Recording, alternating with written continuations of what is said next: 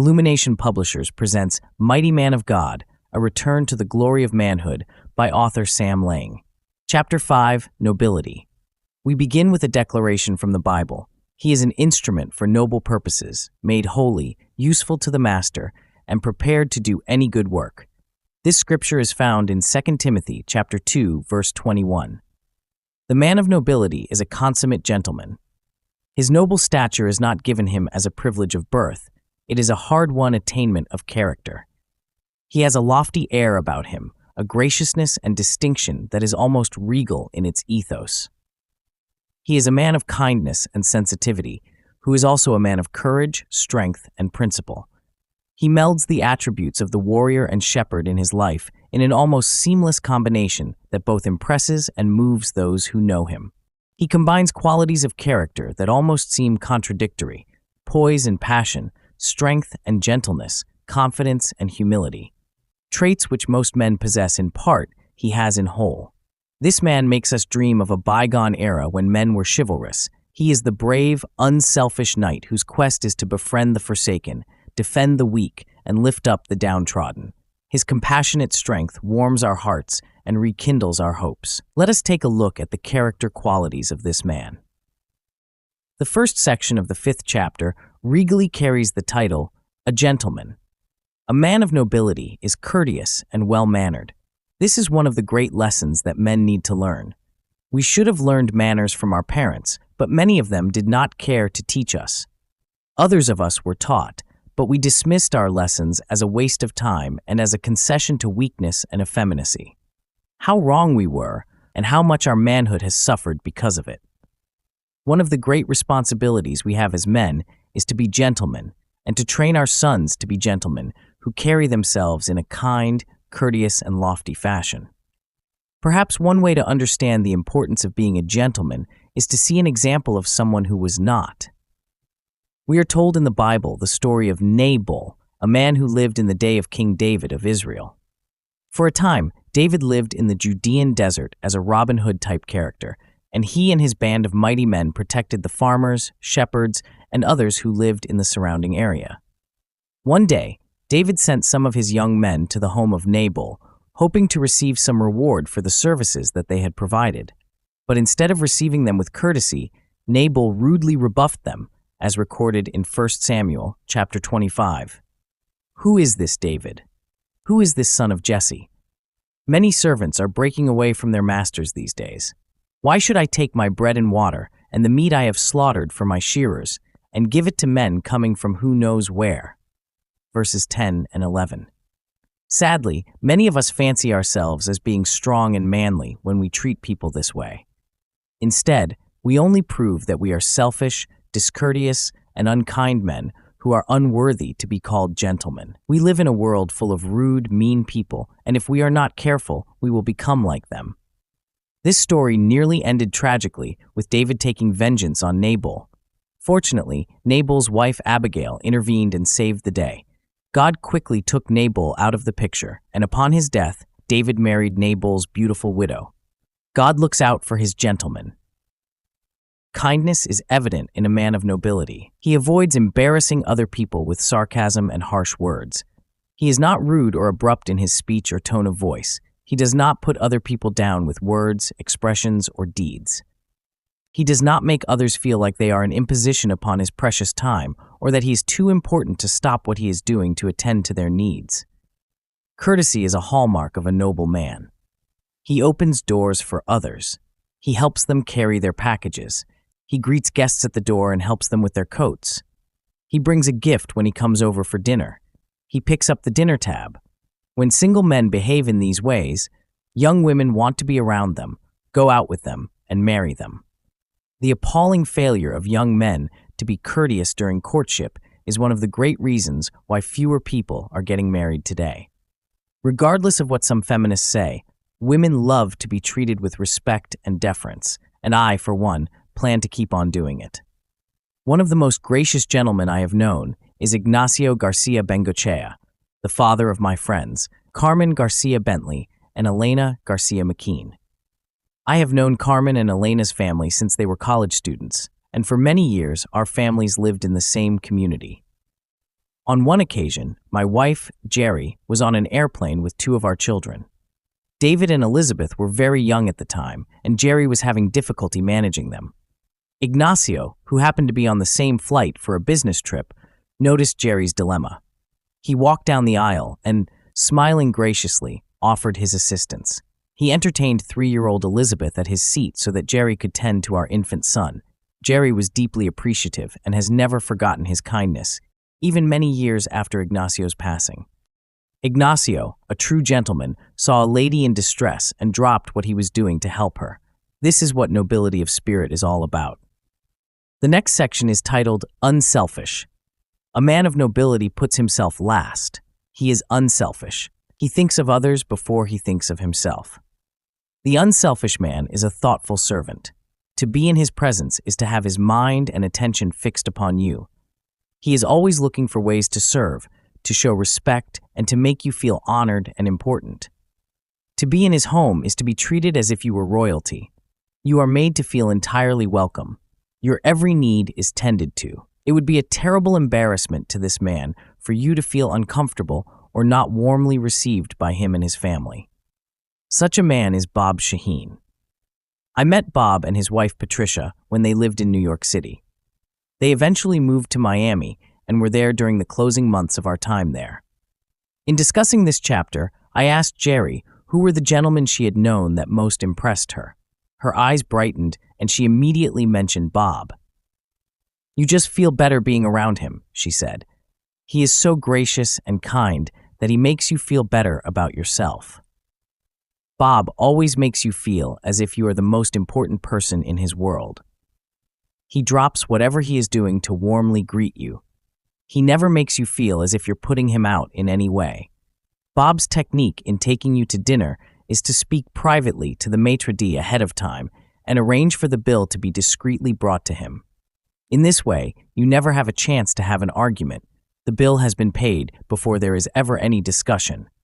To be around some men, however, is to be made to feel that you are a bother. Their rudeness, abruptness, and surly demeanor make you feel uncomfortable and ill at ease. Such men are selfish. They are consumed with their own thoughts and concerns. They do not have time to see above their petty problems and act as gentlemen. Such men offend others. Especially do they hurt the feelings of their wives. Some husbands are so discourteous that their wives fear having guests over to visit. These men assume a sullen air of distance and unhappiness at family gatherings. They retreat to a corner or to the television, or worse yet, absent themselves from the house altogether.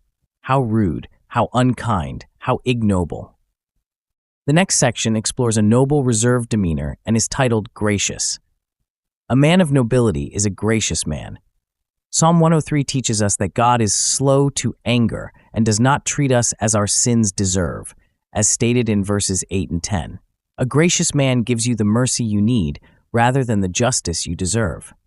He holds you to high standards, but is not petty and legalistic in the way he does so.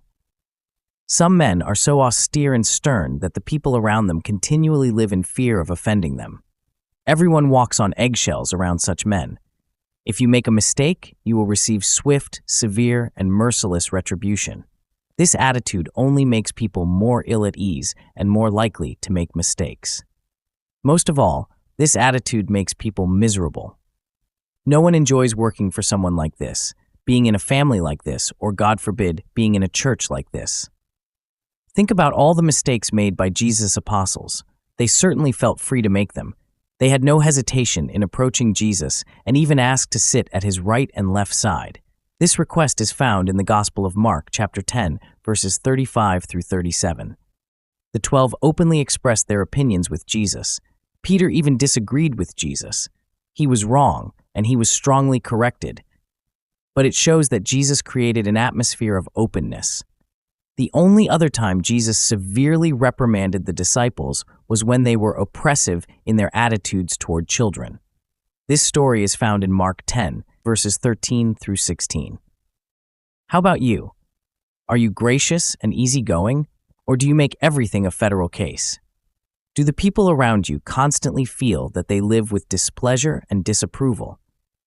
Are they afraid that if they make the smallest mistake, you will become sullen and angry, and that you will harshly reprimand them? If so, you need to see how you are harming those nearest you and immediately take steps to change. The next section bears the title, Rational. A man of nobility is a reasonable and approachable man. A Christian gentleman is a man who can be talked to. You can go to a man like this, ask for an audience, and receive it quickly, graciously, and without fanfare. He is a man who can be reasoned with. He is someone with whom you can sit down and pour out your heart and mind, knowing that you will be heard. He listens, and listens carefully.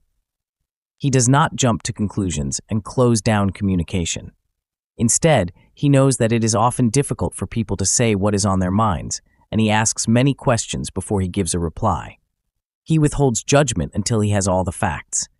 He changes his mind when presented with new information or with a compelling argument.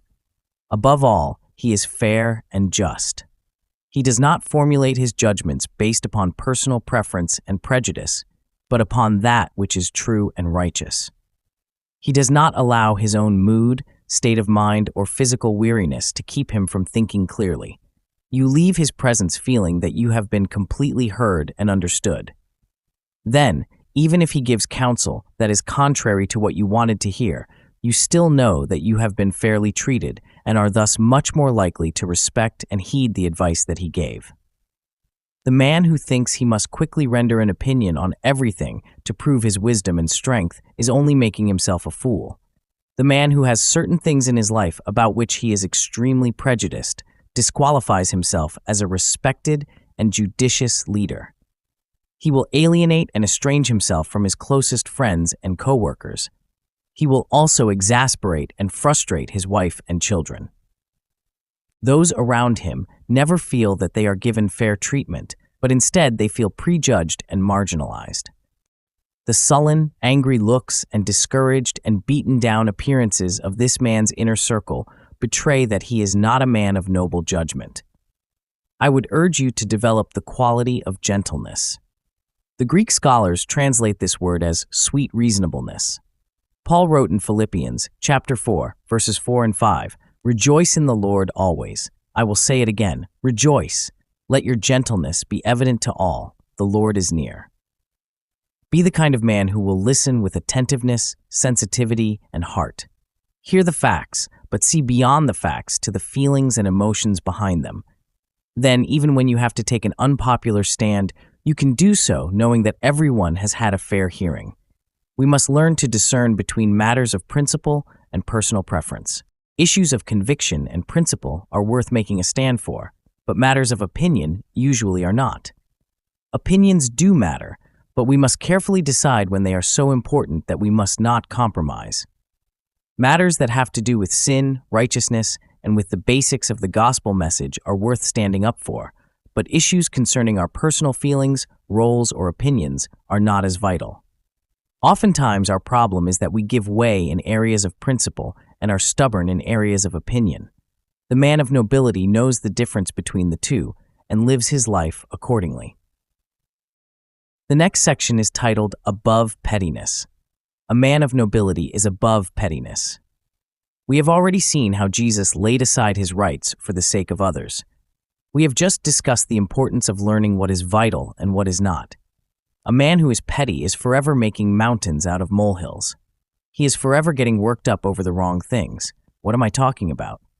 The petty man is easily slighted, and since he is self-centered, he often feels aggrieved. If he feels he is not accorded proper respect, he becomes sullen. This man is forever in a state of dissatisfaction and unhappiness. If he feels in the least slighted or ignored, he angrily withdraws. He easily becomes critical.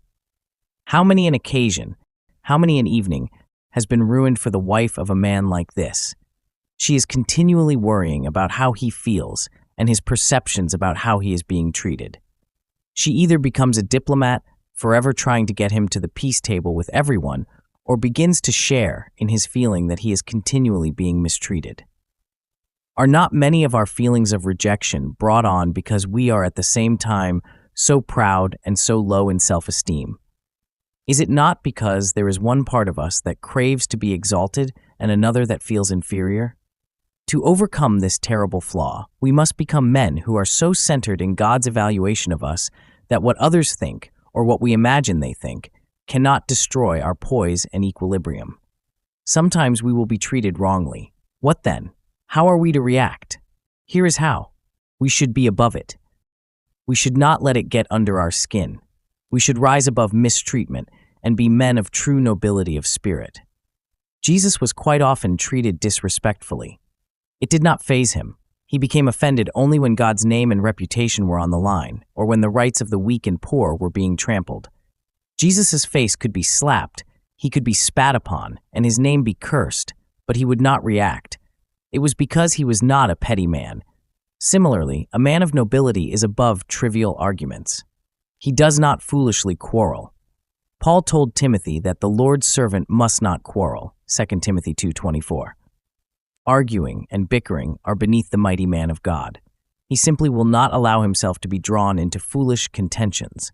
Most of what we quarrel over is not worth it.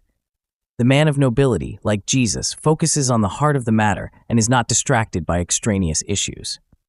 The final point is titled Above Vulgarity. The man of nobility is above vulgarity. The noble man has an attitude of reverence. Reverence for God, reverence for life, and reverence for people. He does not drag down into the gutter those things which should be regarded as holy and noble. He has a holy outlook on sexual matters. He does not speak openly of that which should be discussed only in private. He does not trivialize and defile sex by coarse and crass jokes. He does not tear down women by calling them degrading and dirty names. The world we live in is becoming increasingly vulgar. Movies, television, you name it, all are going deeper into the gutter. It seems we have no shame anymore. People will talk about anything on television and use the worst kind of language in any situation. We have lost our reverence for life. Not so for the mighty man of God. The Bible says, "Be holy because I am holy," Leviticus 11 verse 44. This man has a lofty view of everything that God made. He will not be defiled by the way he speaks or acts. A man of nobility will not engage in boorish behavior in any setting, whether in public or in his own home. He is well-mannered. He politely waits to eat until all have been served.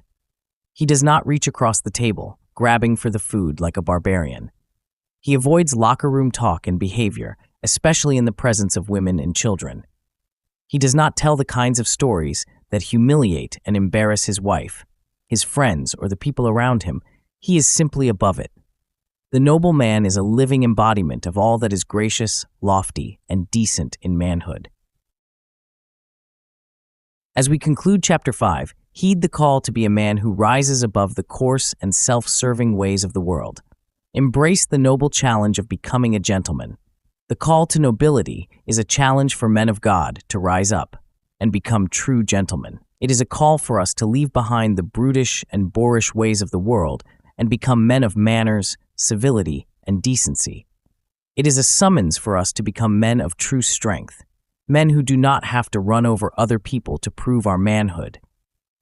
It is an appeal for us to be men who lay aside our own opinions so that we might stand up for the principles of God. It is a challenge for us to forsake discourtesy and selfishness, to become chivalrous knights who look out for ourselves last and the needs of others first. It is a call for us to rise up and stand out as men of graciousness, refinement, and honor. I pray that the men reading these words will take them to heart and make radical changes. Your wives, your children, your coworkers, and your friends will notice the difference. And when they do, they will freely give you their admiration, respect, and devotion. Rise up and stand out. Live as a noble and mighty man of God. Mighty Man of God Audiobook. Copyright 2025 Illumination Publishers, all rights reserved.